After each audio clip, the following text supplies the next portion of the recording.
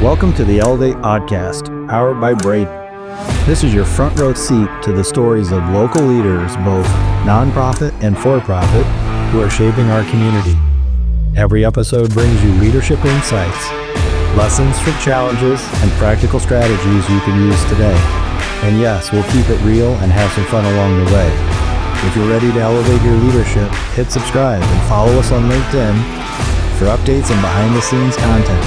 Now, let's dive in. Hey everybody, Jason here with another episode of the Elevate Powered by Braden podcast. These conversations have been amazing, both for-profit and nonprofit business leaders from around the city. I've learned a lot. There's been some great stories, some good conversations that we've had with folks. This one's going to be completely different. It's going to be a lot of fun. A friend that I've known for a while now. And with Steve, welcome to the show.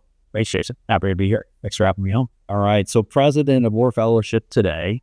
Yes, sir. But before we get to that, let's go back to the beginning. Steven, where are you from?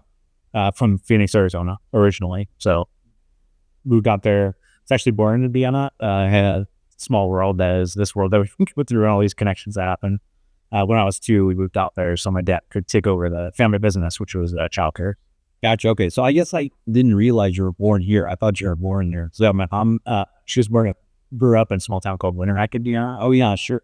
And I mean, about the entrepreneurship on my dad's side, but on the mom's side too, they own and operate to this day a coil spring factory in Winter, Indiana. No kidding. And so I think like suspension springs and any type of like wire farm.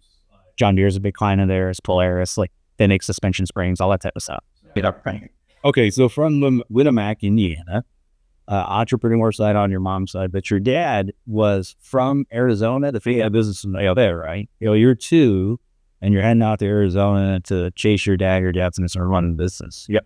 All right, sure. What's that look like if you're growing up in the family business? What's it look like for you? Yeah, I mean, there's high highs and low lows in family business for sure. Especially one that was, I'll tell you, like is aggressive little growth trajectory as if my dad sort of put it on.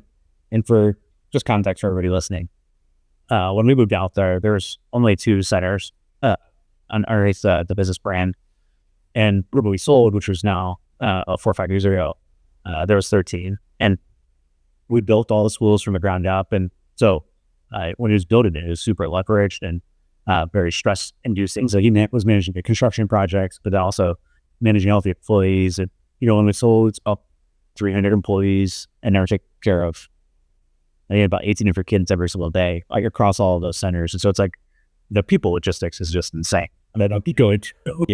Service wasn't like that. So just being around that from just obviously super early days as a 2-year-old on was crazy. And so like around the dinner table, ultimately we all ended up working in the business and talked about the business. Like, was the family business. It was we're all involved. So high school and, getting into the family business, what's that look like for you? Or you're going to school or you're working on weekends and evenings? What's it look like? Yeah, I was actually homeschooled all the way through the high school. And so we did like these co-op programs where it's a couple of days a week we would go and do classes for the full day. But even when we did that, we'd be done by 2-3 o'clock and we'd go work in the family business. Oh, no kidding. So good work in the afternoon. Yeah. Our 13th birthday present, all of us kids, like how many, we came 13, we got a cell phone and a job. It was like, right, the Keystone birthday ring. Families where both parents are working, even if one of the parents would stay at home, but they still want care for the child throughout the day. We were open 6 to 6. We would take kids from 6 weeks to 5 years old. They drop them off and pick them up. And we had, obviously teachers with varying degrees of accreditations that could pour into those kids while they were with us, the curriculum. So getting involved fresh for kindergarten and their actual education journey once they got there. But we were basically the safe place for all and dad went to work to prepare home and the bacon for the kiddos. Kids are really kind of getting ready for school. You're getting ready for school in some situations, but you start off as a janitor when you're 13. Yeah, what's the progression look like for you as you continue through? I'm guessing as you're finishing up school at home and then working. What's the progression of the job look like for you? Yeah. So I worked in the family business basically until I was 24 when I moved to Indiana. I held a variety of jobs, and thankfully, when you start as a janitor, there's nowhere to go. But that make it easy to get promoted. But moved from there to facilities manager. So when you have like a dozen facilities and to get all of these humans in and out, it was basically the handing hand for the school. So there's myself and one other person. We had a big panel van full of tools and parts, and we'd go around the schools every week and fix toilets, fix walls, like repaint the cot serves, install security systems, like all that sorts of stuff. And so it was a huge blessing for my life now. Is like I'm like moderately handy, so around the house I could fix stuff, hang lights, and do all that stuff. Well, yes, sure, my wife loves for sure, and yeah, of course, it takes every home project achievable and like within reach now, which it costs my wallet money. So it's like it's part of my life I wish you knew less about things. But yeah, it's a huge blessing to be able to do that stuff. But I did that was like the longest job I had. It was about 5 years, and I did that there. So I worked under a guy, basically like apprentice under a guy, but then ultimately like took over for him in that role. And then I ended my time really helping lead operations alongside our COO, our director of operations, the CFO. So my job was really, I'll say it was almost like an internal consultant for the business. So we had like a couple schools that were working really, really awesome. They were just thriving and doing really well. And so I would go and I would sit with them, learn how they did everything in the business. And it turns out the lady that ran each school had a director. And as I sat with the director, I was trying to get inside her head and figure out sort of some like tribal knowledge that made her special. She developed basically like a proprietary system. So like every day there was a metric showing you, and there's a pretty basic math equation about kids versus teachers and staff hours. Mm-hmm. It would tell her how efficient she was with her staff hours. I mean, you've been around service industry long enough. It's like, how efficient you are with your labor hours is like the entirety of the business. Of course, yeah, you've got to be good with the service hours because humans are just expensive to deploy, right? For sure. And even in like quote unquote low skill labor industry like we were, there's still 50 cents of every dollar we made went straight to labor. So like you have to manage it really, really tight. Sure. And so she had this math equation. And so once I felt like I had a handle on that, we called it a labor matrix ultimately, but we pulled that out of her school, developed this proprietary system for how we manage all of our schools. And then that basically became my job, was to roll that out and help everybody understand. They set to track their efficiencies across the day and then across each week and across the month to manage towards extremely profitable business. Just tough business to make it profitable for sure. And when you think about, again, like the employees in it, a lot of them work their way up to be director. They don't go to like business school to come back to run a childcare. So a lot of these ladies started as teachers and then worked their way up through the office to ultimately become the director. So very low college education, and even if it is college educated, in like early childhood education, with certifications. And so they started bringing along for the ride and translating what's like a very, very specific business outcome that my dad and I are managing to, like profitability and managing service hours, to be like, here's how we take care of the kids the best while taking care of our staff, while taking care of the business so we can take care of more kids, ultimately. But that was a super fun project that I got to sink my teeth into. Ultimately led to us being able to like scale what we did across all the schools and be sustainable, profitable across the business. So that was super fun. So I would do that, stuff like that. Roll out any security changes. Like we switched like it's super futuristic at the time, but like thumper ears for you to clock your kid in and out. So yeah, sure, after you get into the school, you put your thumb on it, it would automatically clock your kid out. Oh, very cool. You'd was the dad just keep picking him up or his job. I knew everybody. And you could have, like your mom come put her thumb in so she could pick up her grandkids or whatever. And so would roll stuff like that out. It was pretty kiddish. So you're 13, you get started, 5 years you're doing handyman stuff, right? And to go back at that, by the way, it's awesome to be able to do those things. I feel your pain. I can do those things also. And so my list, I'll see it in a curse. My list of things to do is never gotten any shorter. Well, and my wife's family is like not a hand deal. And so it extends out to my extended family too, where I'm like handing pictures from my in-law. He is fixing toilet. Your wife's with me. Yeah, it's me too. She never fair for things like I'm money chain. I'm certainly not seeing it. If you're don't see any dollars either, but I know I show up some places to fix some things. Yeah, so you do that for about 5 years. So you're like about 18. Yeah. And now you're going around the business and in talking to people that are running successful centers and finding out what makes them tick, right? This lady has this metric that you want cut. I mean, most people aren't getting a chance to do that at 18, 20 years old, right? So what a great opportunity. Also, so as you're kind of working in the family business, you finish up school, right? And you're thinking about what's going to come next. Where do you go? What are you thinking you're going to do? You've had a chance to do a lot of things, from cleaning the toilets to fixing stuff to now to doing more operations. What did you like, and what should you going to go do? Yeah. Well, I was at technical, intellectually stimulated, cognitively challenging, all those types of words. Those are the things I was drawn to. It was like hard problems. I liked a lot. And I'm an ambitious person too. So it's like, how do we unlock growth by like solving these hard problems, basically, is always what I wanted to sort of direct my attention to. And I'm a naturally super acquisitive person, very curious, and I read books from like every discipline, like psychology, physics. Like I just read it all because I'm curious. And it's how it yields. Like uncovering insights like I got to with that director. What's he saying? Inquisitive and asking questions. But I mean, you're the same way. So you just can't help yourself. Sure, like at the end of the day, sheet lead at that time, how many centers did you guys have? And said 11 at that point. She's outpacing other people. Clearly, she wants to be doing something. You just need to go figure out what that is and how do we teach somebody else to do it. All right, so you're working through those things, that the inquisitiveness, right? So do you think you just kind of came out of the womb thinking that way with your mom, your dad? I mean, I'm just curious where that comes from, because not everybody has that quality, right? Yeah. And to me, I think it's one of those three things that if somebody's humble, hungry, and people smart, I think I could teach them a lot of other stuff. Yeah. Right. But they got to go be hungry to go figure out some stuff. What could they do for sure? So where do you think that came from? Yeah, I don't fully know, Jason. Like, and I was a big reader from the get-go. Yeah, just like I remember the first book series I really got excited about was Hank the Cow Dog. It's I can't even remember what age, but my mom still has all the books because I have all. I'm sure now excited for when my kids want to read them, but I was never without one. A good family friend of mine, even when we went to church, I would sit back with a big book and on a later service. Yeah. So and it just remember Harry Potter and stuff like that. So it's like not even like a book you maybe should be reading. I was like, I just couldn't show it off. I remember too going on like with ATVs and 4-wheelers and stuff because there's tons of space to do that. Phoenix. And I would take a book sometime on like those ATV rides that would go on. I'd like read in the back. Like there it was like side by side. So there was a e-aggro and I would just sit back there and read as we're like driving through the forest or whatever.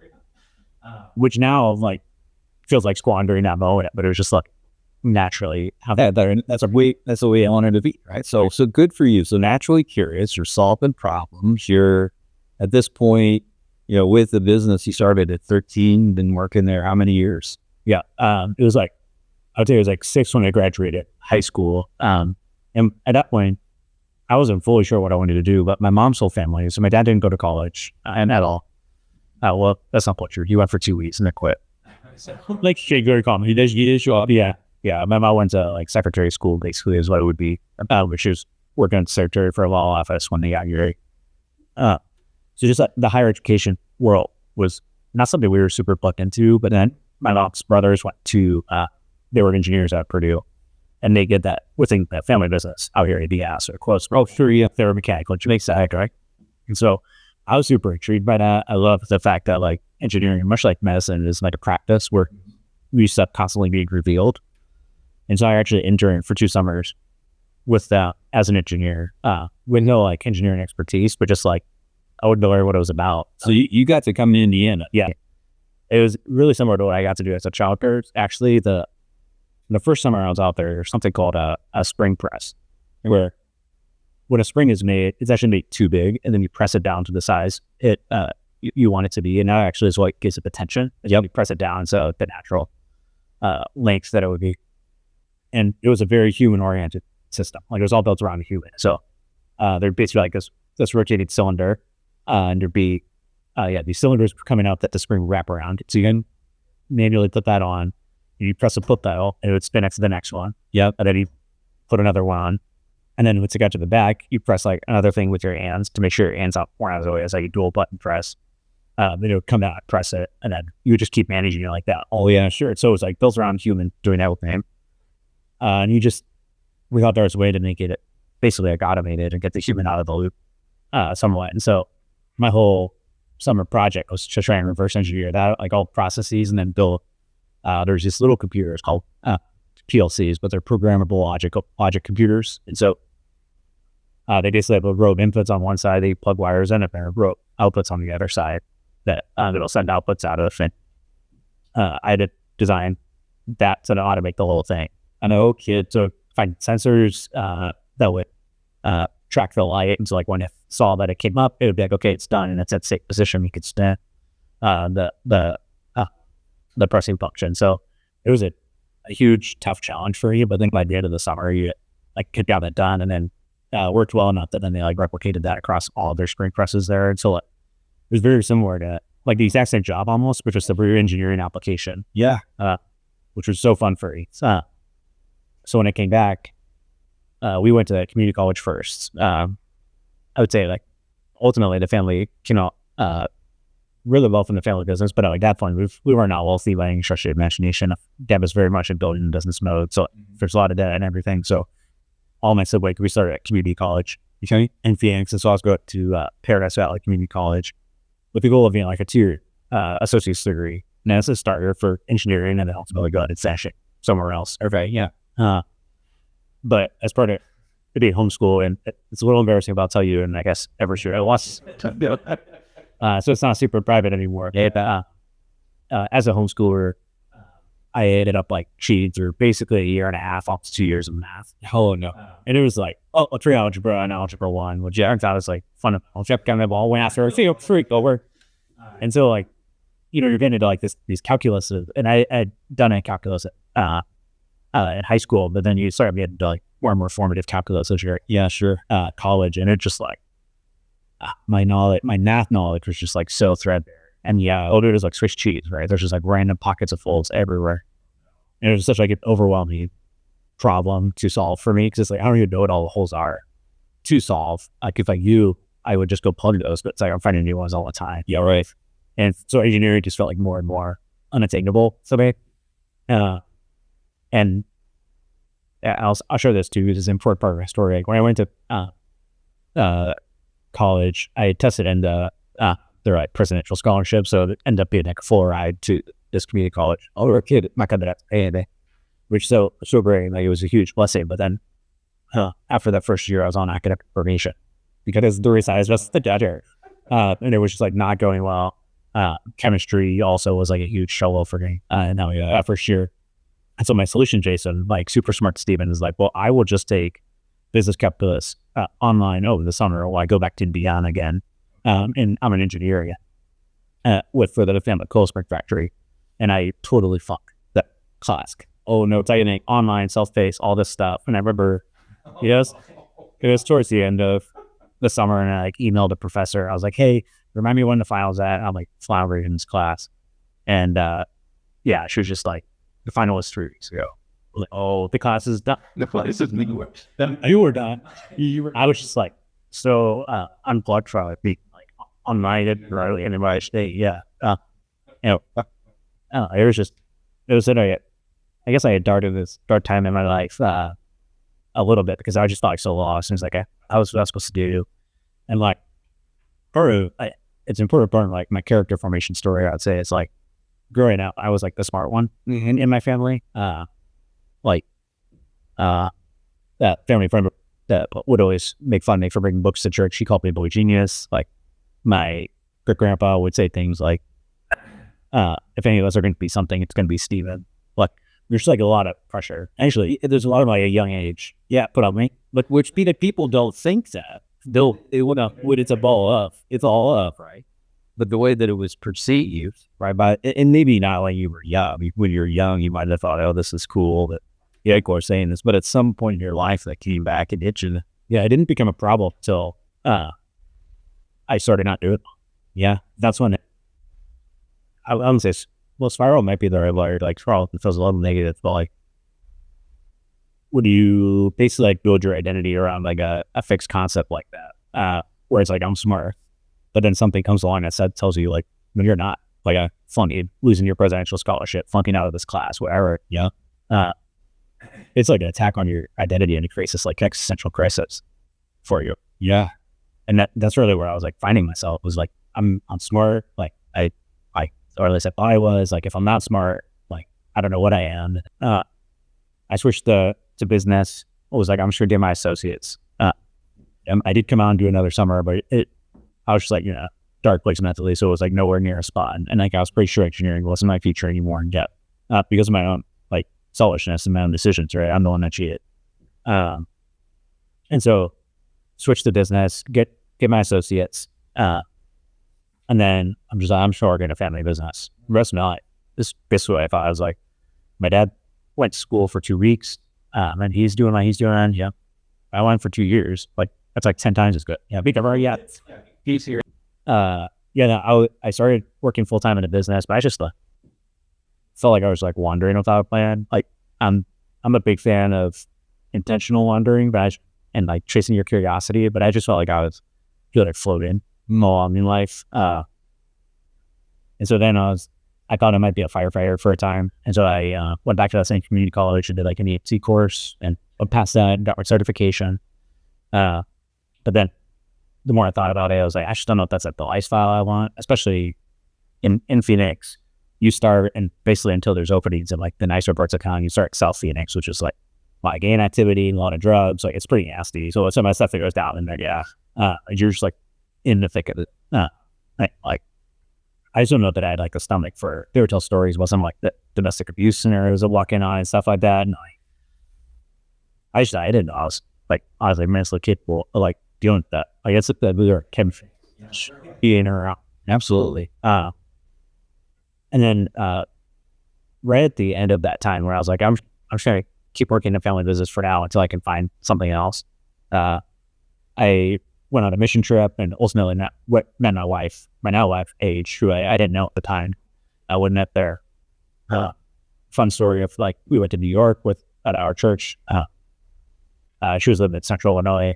It's like a national denomination. She was living in Central Illinois. I was in Phoenix, met there and did long distance, and ultimately engaged and married. And then chose Indianapolis. She went to Butler. I wanted to be out here. There you go. And then, I was familiar enough with Indiana, and I was like, I just need a fresh start and maybe get away from the family business, because it's like too easy to just keep tucking back into that. Yeah. Like when you have a successful parent, it's really easy to like tuck into their wake. I feel like that might not be true for everybody, but it was true for me, where I was like, I just sit back here and ride his coattails, basically. Yeah. But with the family business, my dad was third generation. I would bet fourth. Had I stuck around, and you hear these horror stories about family businesses as they get to that point where it just gets messier and messier. It does getting true for ours. Unfortunately, I would say my dad's family isn't the emotionally healthiest family anyway. Pretty emotionally removed. And so my dad, I remember having a conversation with that where he goes like, it's too late for me, but you need to get out while you still can. Basically. So he's got to go down that. He ends up selling the family business. Yep. But at this point, you go to New York, there's always a girl story. That's how we're going. So you meet a girl, and she goes to Butler. She was from Illinois. You knew obviously a little bit of northern Indiana, and so you decide you got to move to Indy. Yeah. You move here without a role, without a job. We got one like a month before we were out here, I think. Yeah. So you find something to do. So what do you have to come to Indy to do? What are you going to do next? Yeah. Well, we really moved for her job. Like she's a very kind, very honest woman. And so like, as my career was sort of floundering, and hers was much steadier and further along than mine is. And so like, she's like, I think like I'm the more stable one in my career. So I think we should move for mine, not yours, which not every person wants to hear that. And I mean, people don't want to say that. It's cool. Yeah. I give her a lot of credit for even being willing to say that to me, because guys definitely don't want to hear that. What do you think of yourselves like the provider? Sure. Well, let's accept all this stuff. Yep. So anyway, as part of the departure from the family business, there's right around in that page, but my dad was like, you need to finish college, because like if you're not going to be in the family business, I was like, it's because it dovetails in like come out there. Yeah. He was like, you need to finish college, like a 4-year degree, because like you need to have something that's not the family business. So like you take to the next thing, whatever that is. So I went to night school at Grand Canyon University. Oh yeah, sure. So I took my 2-year program that I had finished at PBCC, and everything I would translate over to GCU. And it was about, I think, like a 16-month program where going twice a week for 4 hours a night. Just very miserable, but like, they got it done really, really fast. Yeah, sure. And now if working full time in the family business, so still stacking up meaningful experience. Yeah. On top of the schooling. So we moved down in October of 2017, so I could do sales for Lessonly. It was a software startup here in town. But it's since sold also, but I was an SDR there when I moved out here. So that was my first job really outside the family business. The whole reason I even got into sales in the first place is like I took a ton of aptitude tests on like what I should do in my career, and almost all of them said sales was like a top one for me. And it was like, well, I got to at least try this and see if I rank it. And so Lessonly was a great foray into that. And I still do some of the tactics today. You want to try to, Orr Fellowship in front of a new company that I'm really excited about. Like I take that with me. Oh, all the time. That always whole system, like you said, trying to break down, make assumptions, house of cards, who does this, who does, how can I tailor something? Even though you're the president, or at the end of the day, you're ultimately responsible for getting your message right in front of the right people. So sure. All right. So Lessonly, first job in sales, you're not quite ready to go for it, or when do you go to? So what's next? Yes, I went and worked for Steven Emch. That's right. I had one meaningful story about my kind of Lessonly, and I just felt in case like there's anybody listening that's meaningful for, but like I was like not good at sales when I first started. It was like really, really hard for me, and I had moved to this new city where I don't really know anybody except for my wife's family, which are like super high performing. Like they're all really accomplished, but half of them own their own business or businesses. And I barely like went to college, just trying to keep up in this family and not embarrass myself basically, and show that I want. And then I had this whole 40 engineering too that I mentioned. And so I was like mentally pretty fragile when I moved out here, and it was almost like a identity crisis when I moved here, where I was like I'm not good at sales, like I couldn't do engineering. And then I was really involved in that church I went to, FeedX, especially with like the youth groups, like high school and younger. And at the church we were going to out here, it's like I didn't know anybody. Like you basically become like irrelevant on every. I was like important in the family business, I was important in church, and then you come and be an anonymous person, at church, in the city, business, like all of these things. And so Alice and Lee actually ended up on a performance improvement plan, which basically is they're about to fire me. Yeah, well, those sales, follow it. Yeah. And there's 2 books that I'll say shaped the course of my life that I'd read one a while before, and then I read the other. One of them is Mentorship by Jocko Willink, at least Babbitt, and just like fully taking ownership of the situation and doing even the stuff that's not my fault. Like I'm going to own, because unless you fully own it, own the problem, you can't own the solution. Like it's always somebody else's to fix. Like if I think, my family never showed with that pressure on me, it's like, okay, well that's like their pressure didn't take off. Like I was right, I don't have a choice. Yeah, but I have to wait for that to recognize and then do that. Or I could just be like, it wasn't fair. Maybe that those were comments that were made and that was pressure, but like it's what was said. And like, I don't have to internalize that. And I can like leave that to the side or try to. So Mentorship was really good for me on that aspect. Now some of the work front, but then the other book was Mindset by Carol Dweck. And she basically talked about like a growth mindset versus a fixed mindset. Yeah. So the quick synopsis is like a fixed mindset is exactly what I described earlier, where it's like, I'm a smart person. And so smart things that are intellectually challenging come easy to me. I don't have to try. And so it's why it was so threatening to me when like school started going poorly and I wasn't doing as well at work, is because like, I'm smart, I'm successful. Like these things just happen. Like I'm supposed to be good at that. And it's like a direct attack to my identity. But yeah, sure, as a smart person. But the growth mindset is like basically saying like, I can become good at almost anything. It might take me more time than other people to be good at a specific task. Like some people aren't a math person. Yeah, and they're just naturally could be better at it right up to the 8th I am.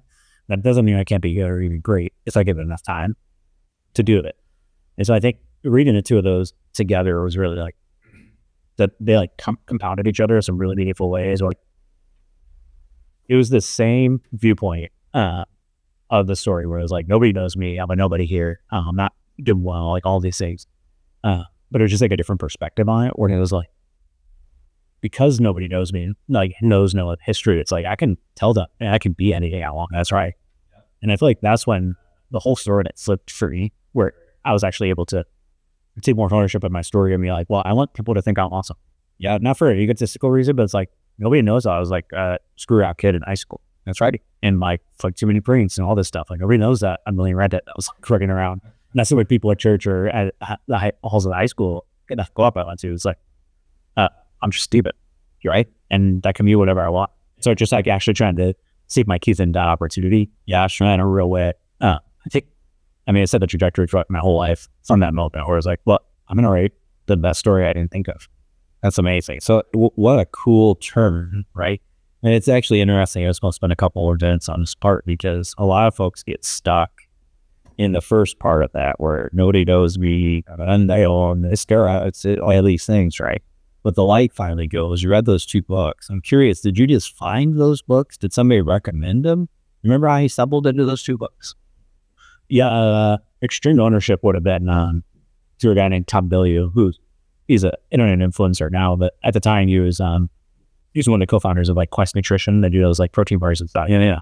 And he used to do this show at Quest called Inside Quest, and they'd bring in people like Simon Sinek and whatever else to talk about what they're thinking about. And Tom Bilyeu had like a reading list. And Entrepreneurship was one of his top books of all time. So I read that one because of that. And honestly, I think mindset I might have discovered through that, but I didn't pick it up for like years and years later. Got out there. Yeah. It's just interesting. I'm always curious because sometimes somebody will say, hey, take a look at this, or yes, kind of say from a mentor. But all right, so you're at Lessonly, you're selling. I think everybody that's ever going to be a leader in any company should have to go through sales and make calls because, it's good. It's a good thing to learn any sales or work in the service industry. Like the food service industry specifically. It's like, go be a waiter somewhere. Yeah. Hey, go do those simple things. I think I'm talking to you later. Yeah, all right. So Lessonly, then you go work for the state. Yeah. So what do you do for the state? Yeah. Interestingly, like really hard to describe, just mostly because of the time of how it all works. So I moved here October 2017 and started Lessonly right away. And then it was 3.5 years later, March of 2020 is when I switched to the state. Okay. And so like March 2020, there was a lot going on. Look, do you remember? Yeah. Kind of remember those days. Yeah. So the job I was hired to go do, I never really did much of because of COVID, but it was an entrepreneurial program manager. So the state of Indiana has this entity called the Indiana Economic Development Corporation. They're a quasi-governmental organization, but they're interested in the Department of Commerce. Their job, good jobs, better jobs for Hoosiers around the state. So helping companies like Braden business systems grow and evolve across time, helping them connect to great talent. Like what obstacles are in your way as a business or as you're trying to grow, and how to figure those as a state across the whole ecosystem. So I was really on the front end of that as the entrepreneurs are starting their businesses, that's risky at heart anyway. How do we make more stories like Lessonly or more stories like Braden happen consistently? It has an entrepreneurship rate of 0.2%. So 0.2% Hoosiers are going to go on to be entrepreneurs. Auto-Canadian or own meaningful parts of it. Yeah, sure. So it's like that's not a lot of people. When you think about the magnitude, and even think about Braden, like the amount of people it touches because it exists, super meaningful. So you want to maximize the amount of people going into that route as possible, and then the ones that go, that they're as successful as possible. Of course, yeah. Because if 0.2% are going into it, well, a lot of the people going in are failing. You're gonna fail, right? Yeah, and they own 100% of like a meaningless business, which is sad, but just what happens. So yeah, March 2020, I started to do that. I was like going through onboarding, and I remember like the Monday meeting, like the all team meeting. There's this, we were meeting, we're talking about COVID, obviously, and one of the leaders made a comment about how like, when you work for the state, like we're coming in every day still. We come in either way, everybody else stays home and all that stuff. We're pretty good at this thing. And then like literally a week later, that same meeting, he's like, we're shutting down the office. Yeah, I do, but nope, they're back. They have her. But it kind of put me in a weird spot, being so fresh into onboarding. It's like when you're week into your role, especially one that like, you got from here in India as a 30,000 person organization. So it's like, you're part of a huge bureaucratic thing, of course, yeah. Even though IADC was only like, been 70 people at the time, when I worked there. So there's a ton of layers to try to figure out, well, how do we do my job or access my email? Like it's pretty hard actually. So they're my hours and all that. It's a challenge. And so I would say it was almost like a month. I just sat at home with nothing to do. No kidding. And then nobody was checking on you because there was student active. The background was IEC was tasked by then Governor Holcomb to sort of manifest the state's response to COVID, especially on the PPE front. So all the personal protective equipment that the hospitals needed. We were trying to find that across the whole world and get here and worked with the National Guard as our distribution center. So we'd ship it all to them, and then it gets to the hospitals and stuff. So they were handling that, and then there's a bunch of grant programs, and of which I ended up running one of them because I was sitting at home and I was it's just waste of my time and my money as a taxpayer. Always you have a waste of my and I don't want to be off or fired because in the early days everybody looked at the economy is in trouble with tricky and layoffs are going to happen across the board. I should have done when you work for the state, you're generally pretty safe. And it's different those things, but I still was I have to figure out how to be valuable right now. Sure. And so I just started badger people. As it's probably 2 or 3 weeks into that month at home, I just started reaching out to my boss, other people on my team that were levels above me. It was just what can I do? What can I do? What should I do? And nobody had time to even give me a job. But I was just trying to fill all the time. And then you sort of got pulled into random things and one thing led to another, and then ultimately, there's a skeleton crew of us. There's only 4 of us, and we came into the office every day for the entire COVID experience then from out. But we were sort of managing the operations behind all the PPE buying, and then once the grants got set up, then I came my full-time job was managing.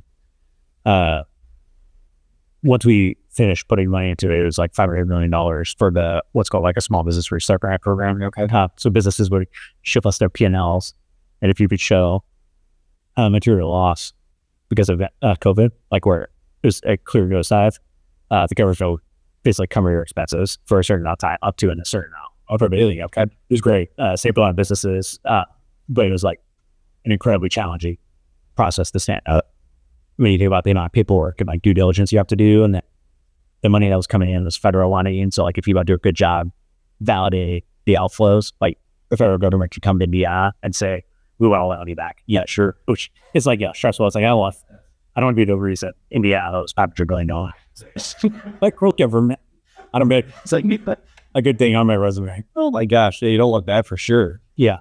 So yeah, I feel the theme of really the back half of my founded assembly, which there's a couple of stories I need to go back and touch on from there above. And then at the IEDC was just forcing my way into being useful and valuable in ways that were not directly connected to my job at all, but just I want to be helpful. Who would be helpful? How can I be helpful? And trying to leverage whatever experience I had, which the family business gave me a decade of experience by the time I joined your workforce, which I'm super, super thankful for. But you were ahead of the curve. Yeah, right? So you're a little bit ahead. So, but it lessonly, right? So obviously here at lessonly in the state, what were some of the other things, obviously other than EER? How long were you there, and what other things were you doing? Yeah, lessonly was, I got there, it was the same week they announced the Series B round. I think it was a Series B round, and then I left a couple weeks before they announced Series C. Okay. So about a 2.5 year stint. Most of that I was doing, for all of it, I had the role of SDR just across different segments of the market. I ended in enterprise SDRs, which is everything I said, but just times 100,000 person organization. You had somebody agree out. So the strategy takes a lot longer. But one of the really fun projects I got to work on there, and this is I tried to tell the fellows, this is how you get into rooms you should be in, is just by raising your hand. They were redesigning how we did objectives as an organization because they wanted Max Weber, the CEO, for him to have a set of objectives, but then me as an SDR also had a set of objectives, and for us both to be able to tie those directly to the company's overall objectives. Okay, so you basically have this overall view of hey, here's our 4 or 5 objectives for the quarter, for the year, whatever it is, and how do you tie PLI? So I would know on a day-to-day level how I'm affecting business on mission directory and its goals. because we wanted everybody to feel like extreme ownership of like their day-to-day and how it would impact the business long-term. So they asked for volunteers to help on this project, and it was like in addition to your job. So it was like, it was not paid. It was just like, hey, I'll help do this, whatever. But because of that, I got to work with Max, with Connor, the president, and then CFO, Brian, the VP of people, maybe Jarvis, all on this project as like an entry-level salesperson, effectively. That's awesome. You're working in redesigning, and you have to interview all the department heads and like talk to them about how they're doing goals and their thoughts around how we should do it. And then you read books around it, trying to like basically pull all this stuff together across all these like disparate conversations. And I think like that, it just like helped get insight into like all the different avenues within Lawson Lay that like I could take my career with, and even just like a better understanding of business. Yours, yeah. And so it was a super beautiful project for me to get involved in. And the only other, I would say, big thing that I got involved in, it was called the Brighter Indie, but we put aside 1% of our profits to get to local nonprofit. Okay. It was like the board that delegated the funding and voted on who we did money to, who we all, and how we would think about it. So, yeah, it was fun. It was like the first board that stood that up. And so there's a lot of like figuring out what does Steven mean and right variation. So, oh, that's cool. All right. So you're lessonly, one of the things go back there. I was one big people here. So you know how do you get yourself into a room in some situation, kind of raise your hand. So you actually do extra work. Yeah, extra work. After fives, but you also were in there with the CEO, CFO, you know, all those folks. Yeah, now you're at a level where you're learning more about the business. All right, so you're working at the state. How do you end up finding out about Orr Fellowship? How do you get involved? Because you've been there now how many years? Now it's 3.5 years. Yeah, you end up finding a lot of work through the whole 2.5 years at the state. I got to know a decent amount of board members that were at Orr at the time. Or is like a very much entrepreneurial organization. And our bones, like we're starved entrepreneurs, and about 20% of our alumni go on to be entrepreneurs.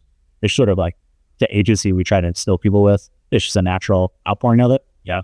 And so Orr was looking for really a new strategic direction. They weren't really sure what the future would look like, but they wanted somebody to come in and help figure it out.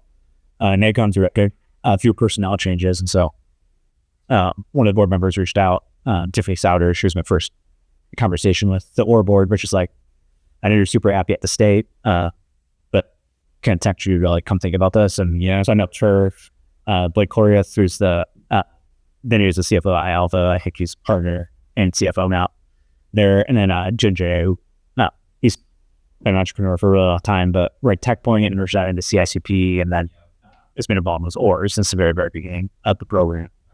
So I interviewed with all them, and it just seemed like a really exciting problem to take my teeth into. And it seemed like it connected the dots across all of my experience so far. So like, and I know it seems disconnected to Orr from childcare, although sometimes I say Orr is like adult daycare. Yeah. I'm just kidding, fellas. If you actually like tons of joke, all the fellas stuff, yeah, just kind of.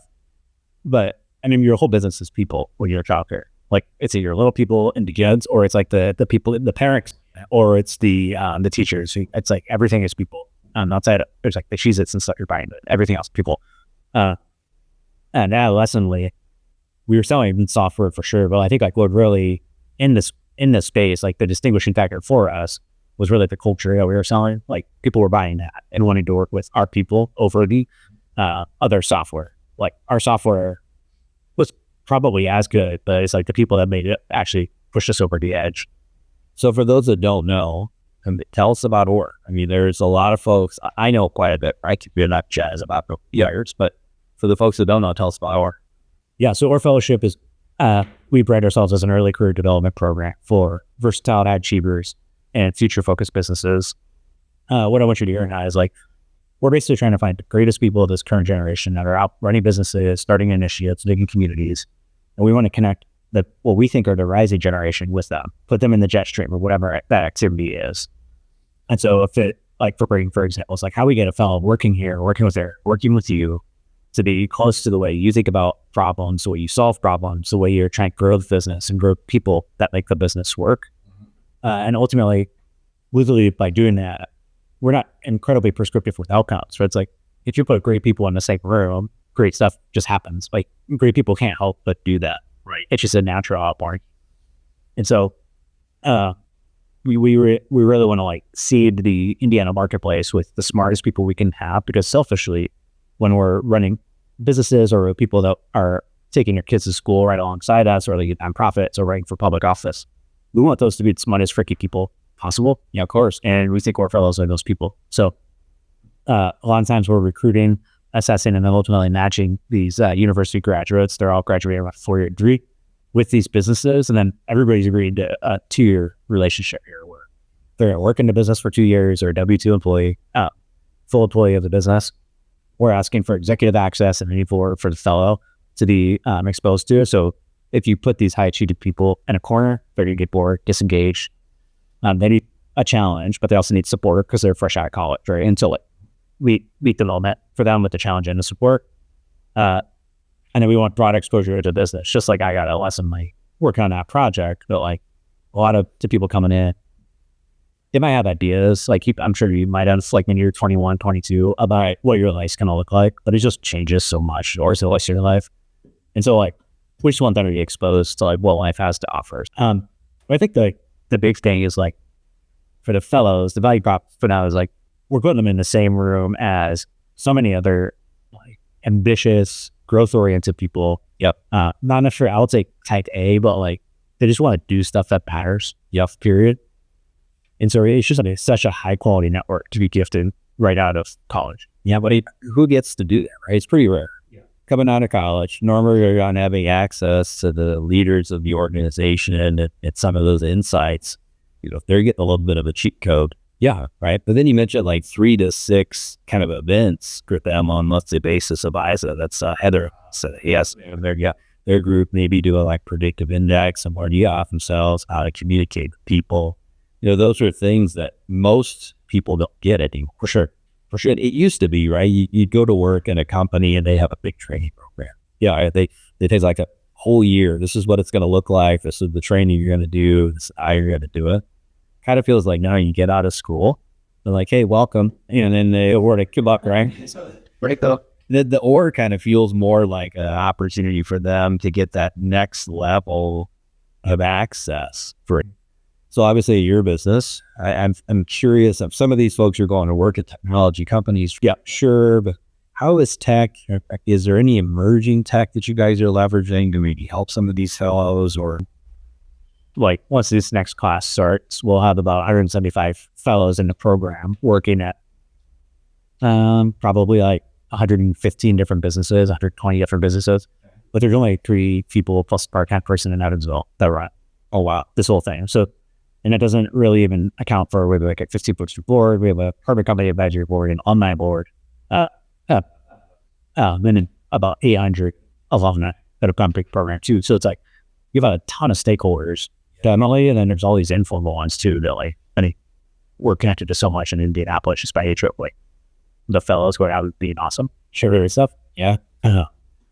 So trying to keep everybody like aligned on that can be tough without us trying to leverage the technology as much as we can. So we've started toying around.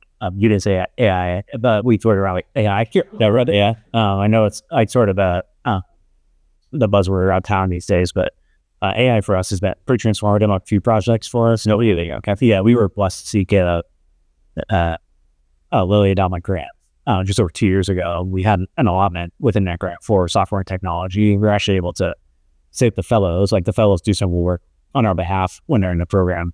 It says the fellows, we think it's about 200 hours worth of work. No, to like a piano project that costs me, it costs me meaningful amounts of bill, but now it costs like $30 to run.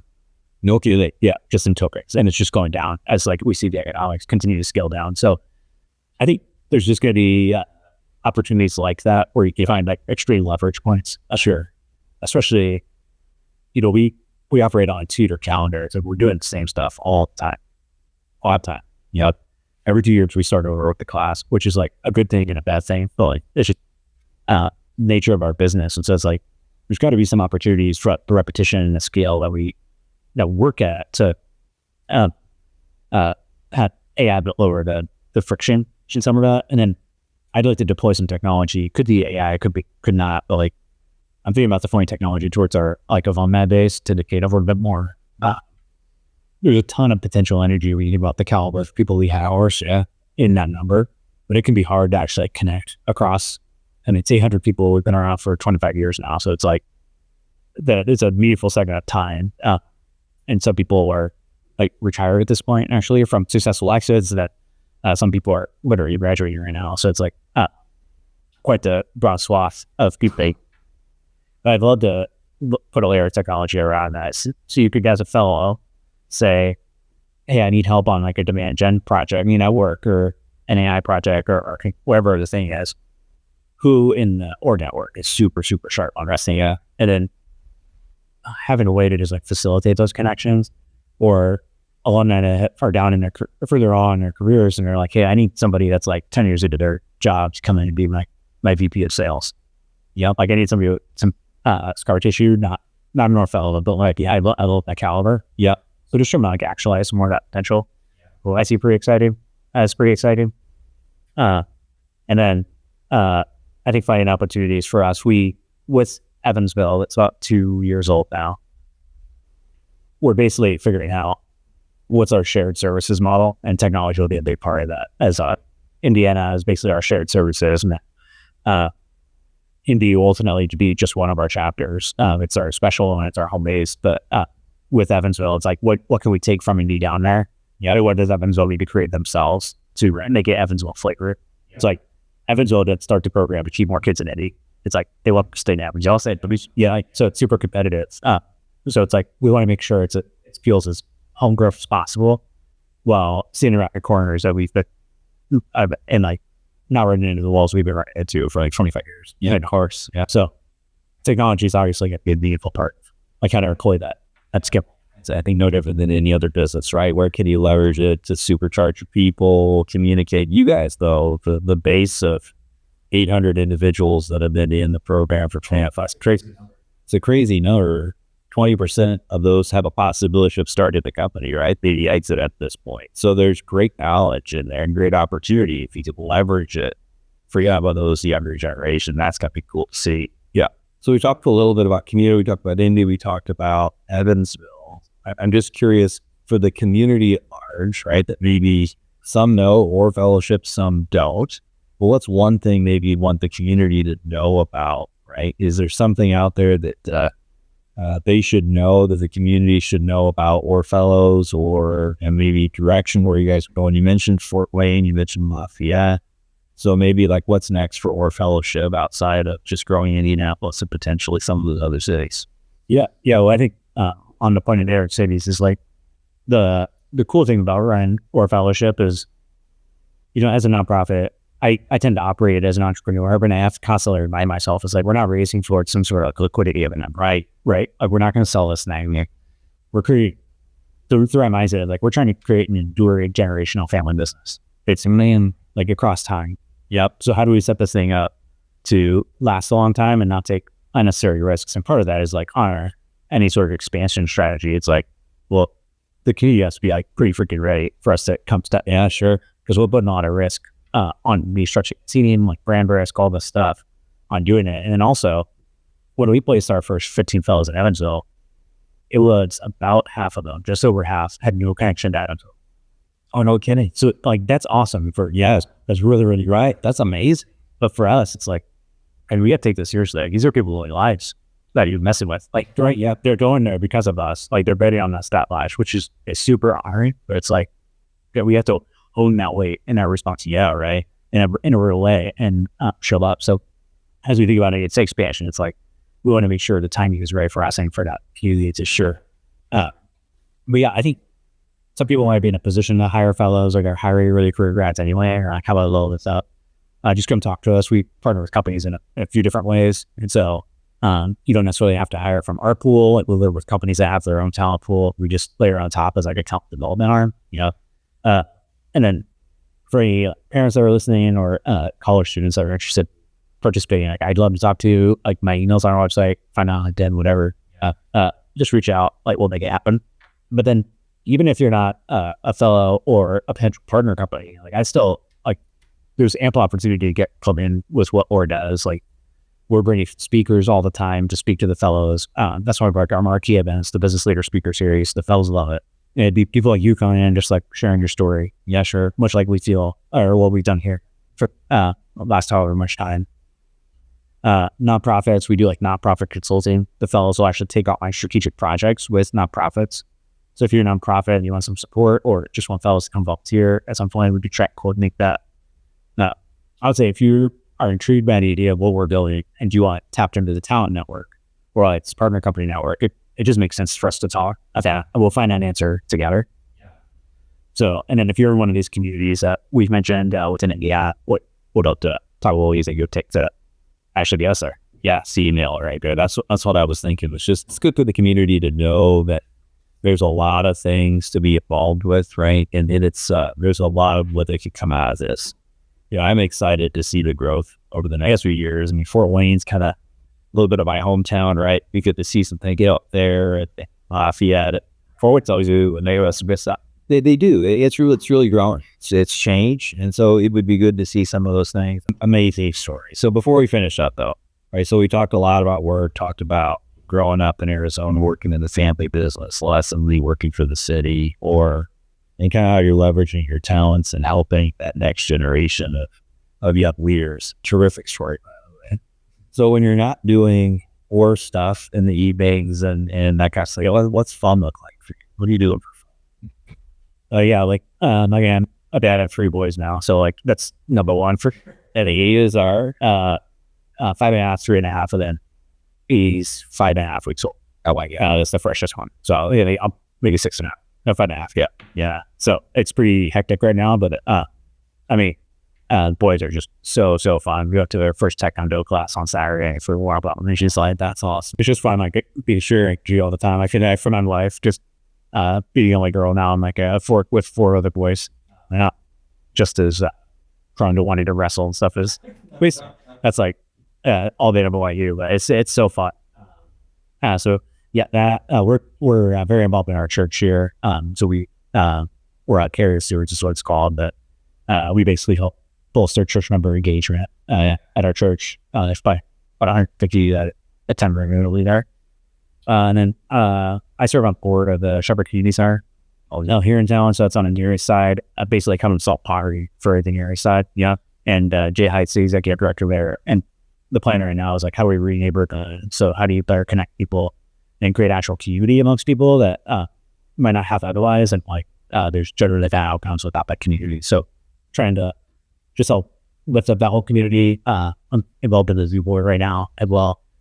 And then in Winnemac, we actually started a nonprofit childcare to give back to that community. It's a childcare desert. And so I have actually 2 sisters that live out there and run it now, but it's called the Winnemac Early Learning Academy, so I help out there too, where I can. So I think, yeah, terrific story. Thank you for sharing it, man. Appreciate it. Thanks for all you do. Thanks for letting me. Yeah, it's fun.